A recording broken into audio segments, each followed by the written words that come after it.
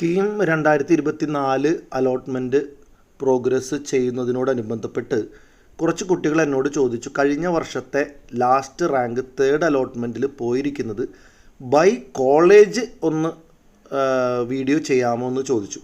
അപ്പോൾ അതിൻ്റെ പശ്ചാത്തലത്തിലാണ് ഞാൻ ഈ വീഡിയോ ചെയ്തത്. വളരെ സിമ്പിളാണ്.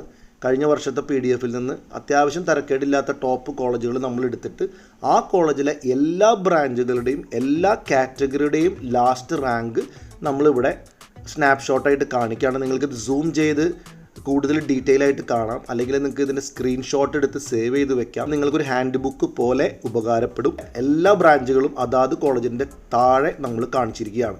അപ്പോൾ നിങ്ങളിത് കണ്ടുപോവുക. പ്രത്യേകിച്ച് കമൻട്രി ഒന്നും തന്നെ ഇല്ല.